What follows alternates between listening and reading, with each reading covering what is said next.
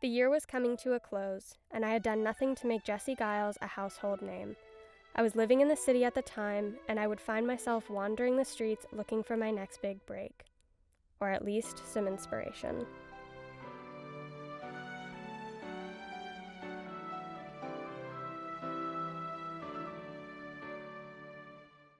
I had big dreams, but to keep the lights on, I had to settle on small-town stories. Which is how I ended up at this shabby theater stuck writing a historical fluff piece.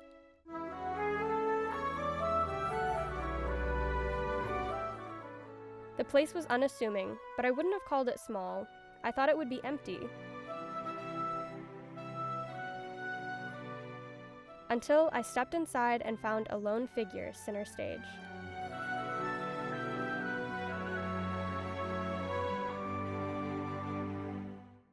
For some reason, I stayed and watched.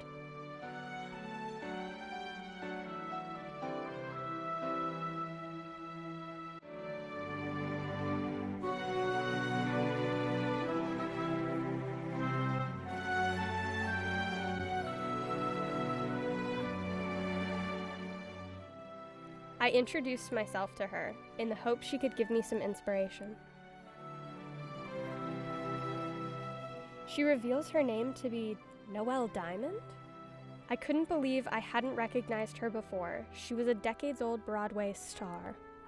I took a chance and proposed that she be the subject of my next play. She agreed, and I rushed back home to make arrangements to stay at the theater. This was the opportunity of a lifetime, to write about a long-gone star, something to invoke nostalgia.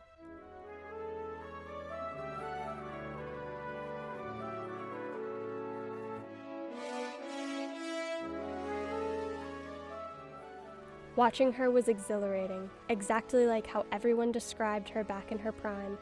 It was hypnotizing, the way she performed, as if no time had passed.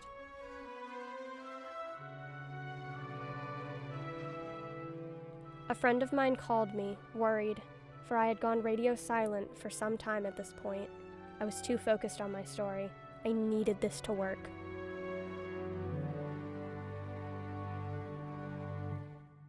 It was a hard decision. I didn't want to betray Noelle, but I thought it couldn't hurt to go home, just for a day.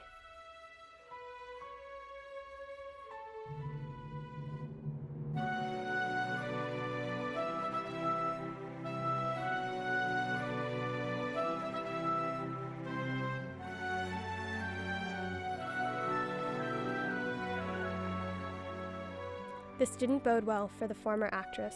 She became increasingly angry with me for abandoning her. I too grew annoyed and said some things I would regret.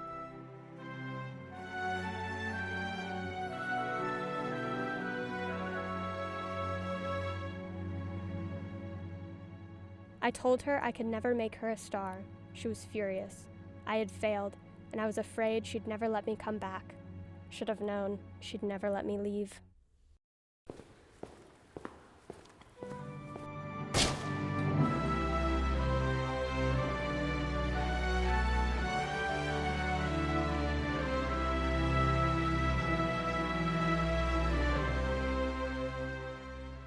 It didn't take long for a mob to form around my lifeless body. After taking my life, all that mattered to her was the sound of a crowd, an audience.